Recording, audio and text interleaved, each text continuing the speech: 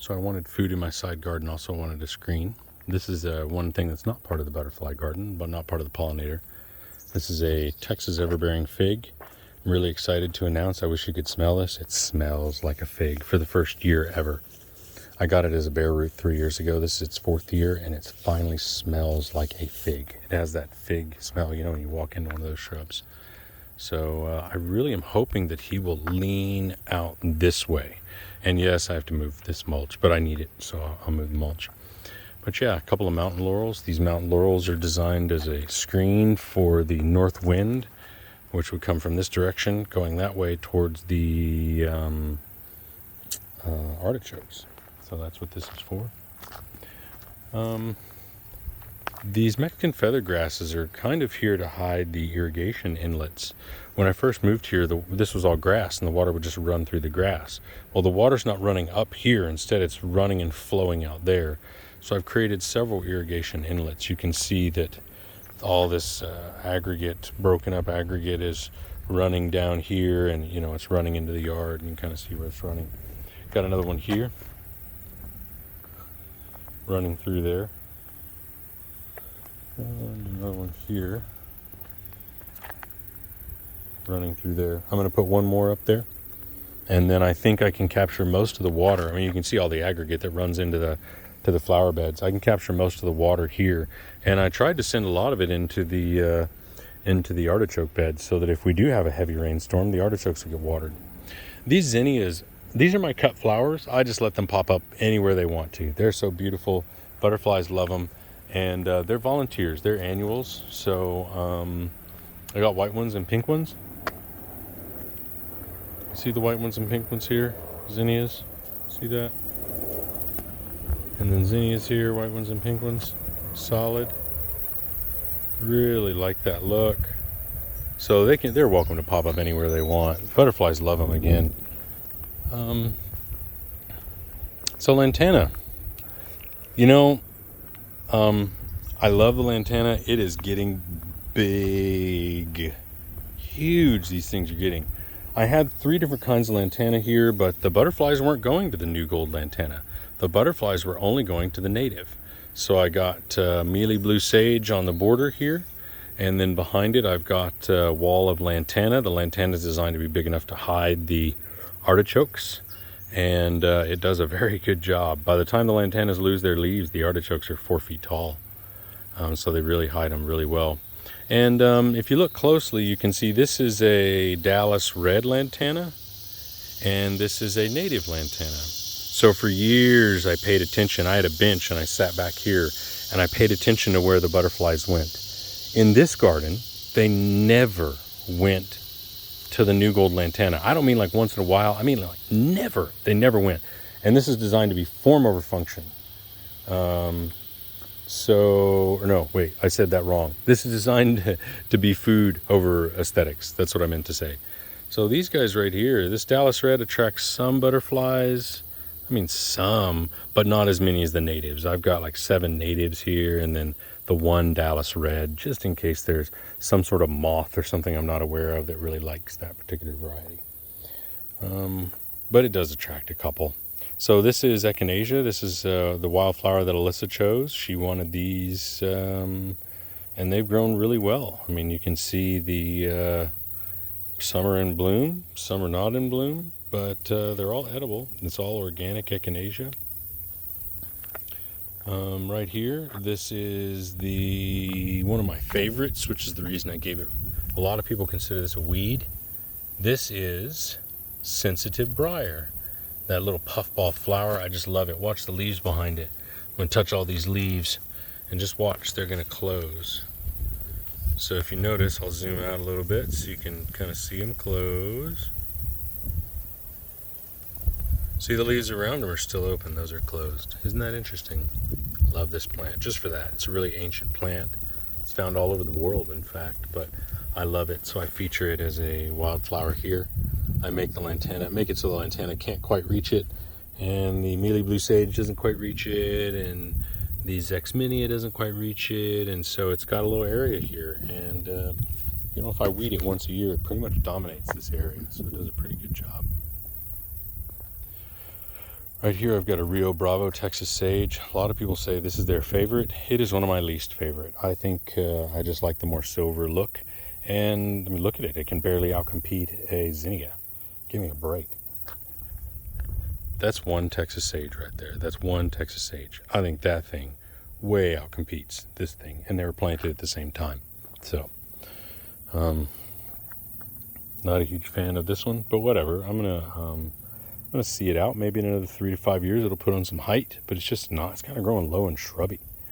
The Xeriscaped is almost taking it over. I thought the Xeriscaped, see, these Texas sages grow in areas where there's tall grasses around them and clumps of tall grasses, so most of their foliage is up top, and then down bottom it'll kind of be raggedy and dead. I figured the Xeriscaped would fill that in, and as would the cannas and stuff like that, but it's just not happening. Speaking of cannas, my canna game is weak. The cannas were supposed to dominate this whole area, and they just keep dying. Those are the only ones that have lived right there. So now they're being swallowed by the Anacostia orchids. I think I'm going to pick those up and move them right up here to the curb. That's about the only place they're going to be able to compete, I think. And just that area right there is supposed to be for cannas, but they can't even outcompete the zinnias. So they have to be able to outcompete the zinnias. This is awesome right here. I mean, the Greg's Mistflower just attracts so many different kinds of pollinators. There's a monarch right there in our center. And there's another species of butterfly over here. I don't know what it is. Right there. And there's another species of butterfly over there. Again, I don't know what it is. Right there, he just flew off. But there are so many pollinators in this flower. At first I was just going to use it as a border, but it's just so successful that I pulled everything else out. The Anacostia orchid is designed to be a screen. There was no screening from our living room window out to the street. And so it's really designed to be a screen for our living room window out to the street. Any sort of viewpoints there. Works really well. This is only a 4th year plant, so it's going to get a little bit bigger. Maybe about, I'd say 3 or 4, maybe 5 feet bigger. I don't think 5 feet bigger. But there's 3 of them in there. You can see it's kind of thin. I mean, you can see the shade underneath it isn't even dense shade, right? It's filtered. Well, there's 2 more growing underneath there, and they're small. And I'm going to let them grow up, and they'll be very dense by the time this is all said and done. So this will be screened. This is a full screen, if you can see it. And the reason I built a screen like this is because of the sun line. This is the edge of the sun line from my house and all that other stuff. Things that get more than 10 hours sun. There's the leucanthum, Anacostia orchid right there, Esperanza, lantana, Amelia blue sage. My yard is down, so if you look, it's almost a 6 foot tall screen, 5 foot tall for sure. I can sit back there and talk on the phone, and I'm in my own private little world. It's very nice. You can see mystic blue sage popping up back there. Honestly, that's just or mystic spire sage. That's just filler. I just needed filler. That's it. And they are doing wonderful. This is my favorite sage. I love the Texas sage. Love this leucophyllum. There's only one of them here, and man, doesn't it look awesome, especially against the green. It just pops. You look at it against the white. I mean, it's very silver, and I just really like that. Really, really like that. These are chives, native chives. Not native chives. These are not native at all. These are garlic chives, and you can see these ones are in full bloom. Not quite sure about this guy right here. Maybe he gets a little bit too much shade. I don't know. But these guys are in bigger bloom than I've ever seen them before. They look wonderful. I love the allium blooms, like the kind of globe shape, and I especially love the white. Hard to find white in a garden, so I'm really digging the white. And then that's the path. It's not quite done. This persimmon here is being propped up by those. There used to be a whole bunch of persimmons here. You can see the roots there. There were a whole bunch of persimmons. They've fallen over one by one because they were all leaning like this, and they got huge. And so I've used arms from others to prop this up. This one is buried into the ground. This one's just kind of propped up. I just did that a few weeks ago. But yeah, this tree is huge, and it's over 100 years old, and I don't want to lose it. So definitely propping up that guy. This is the backside view. So you can see I can easily sit back here.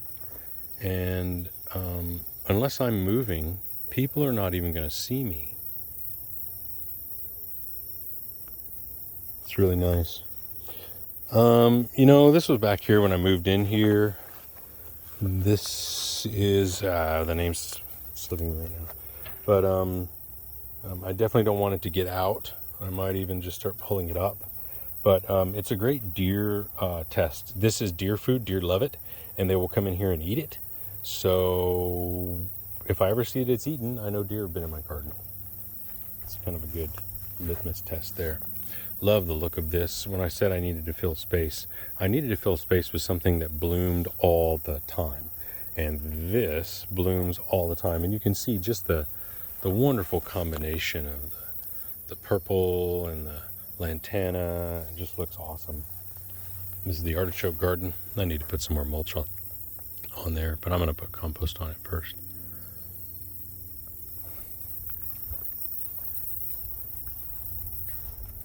This over here is my nursery. So I'm building, yeah, I guess I am building a landscape in Houston. And I have another house there, and my neighbor is supposed to be building his house. I don't know how tall his house is going to be. These are shade plants that are designed to go up against the property line. He's going to build a 2-story tall house, and there's going to be some parts of the day that are for shade. So this is variegated ginger. These are lilies. Those were lilies that my late grandmother loved, and she planted those when she was in the garden club. So I'm not really sentimental about plants, but I'm kind of sentimental about those because she's no longer with us. So definitely going to plant those. More shade stuff. On the other side of the house, I'm going to start a fern garden. So I had a huge button fern, and I broke it up into little bits, and now there's about 4 button ferns in there. There's like 6 river ferns in there. They're getting a little bit too much sun, but it is August, so whatever. And then these are the river plants. The pond is shut down right now. I had to clean out the pond in Houston. So this is my shade nursery right here. You can see these are misters. So I do have drip irrigation that runs through this garden, but instead of using drip, I just transitioned this garden to a misting station. And I did that because I have an extensive nursery. Again, I can't afford to just go buy all these plants. I have to grow them. So these are them growing. So most of these are going to go in October. They still have about 6 more weeks to grow before I'm even going to consider putting them in. And I might even give them 10 to 12 weeks to put them in, really. More stuff that's going in here. This is just more stuff that's going in Houston. The artichokes. I got a couple of 3 artichokes that made it through the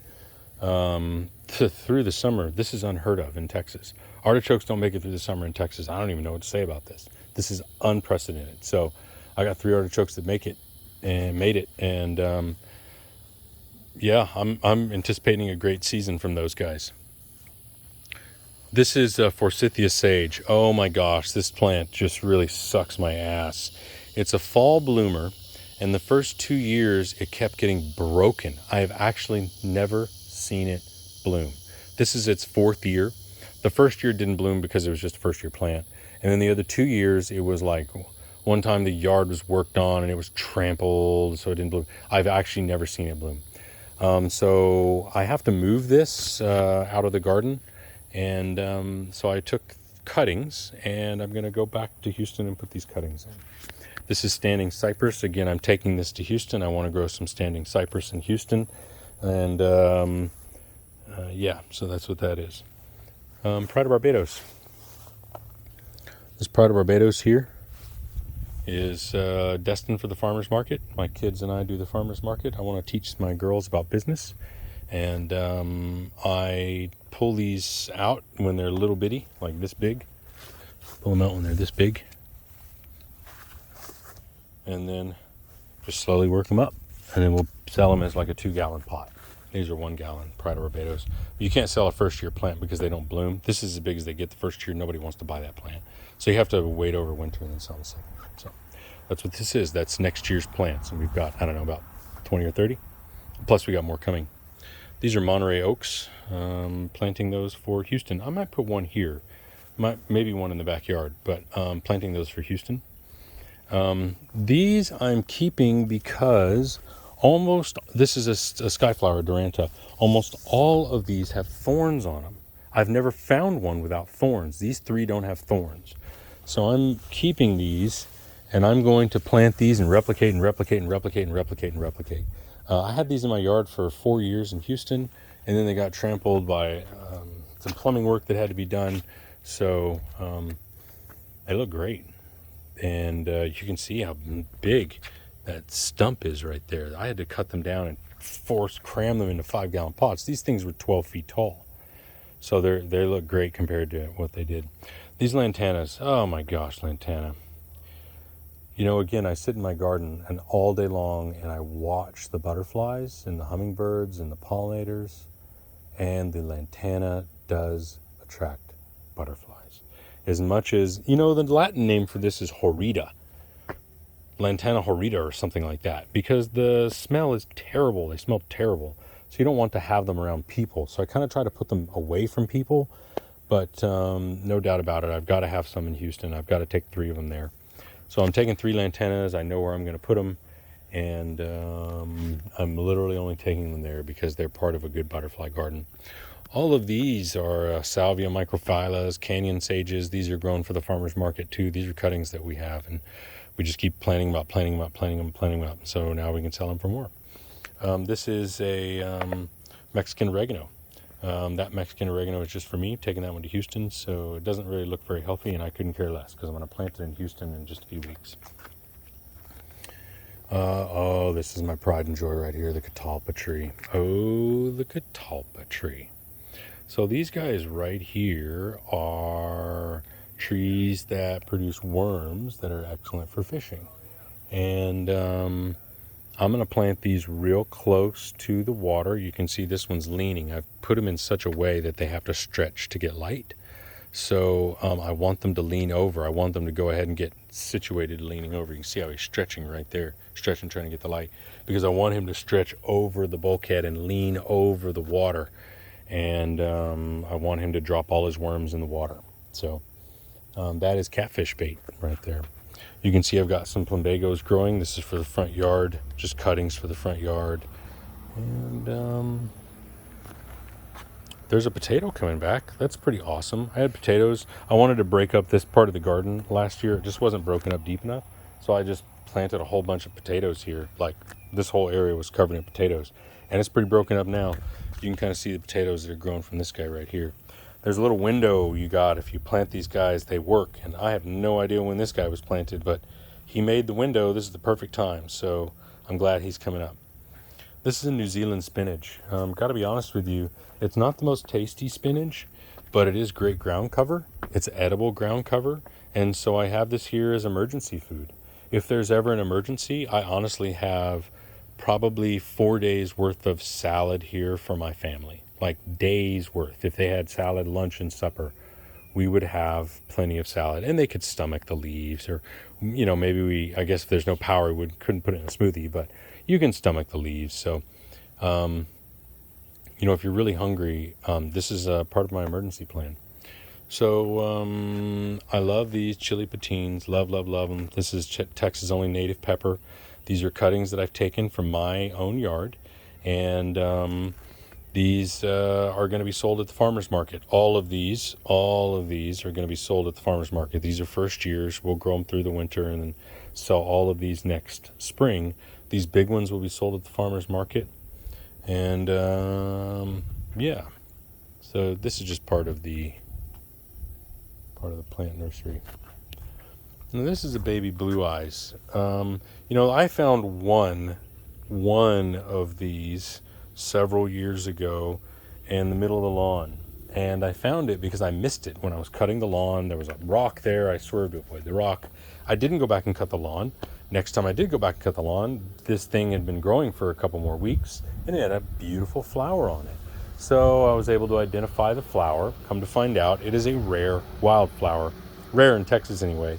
It's called, I think it's called baby blue eyes, and I believe it's a hyacinth. I think so. I took these at one cutting and I put it here. And what I've done every year, see how they grow? There's 2 of them right there. See how they grow? There's 2 of them right here. See how there's 2 of them right here, 2 of them right here. So this will be the last year I do this, but I divide them. I'll just come in and just pull up the small divisions when they're real small like this, and I'll just plant them up here. So this is probably, again, going to be the last year I do this, but this baby blue eyes has the most amazing flower on it. What I really want to do is get like 20 of them here, so there's no doubt that it is supposed to be here. It doesn't just look like a weed. This is just a seed I planted here just to see if it would grow. I actually really like that thing, so I might just kill it. Now this is a chili patine that was planted from seed by the birds, and it's been here for 7 years now. This is kind of my model, so I use this as my guide.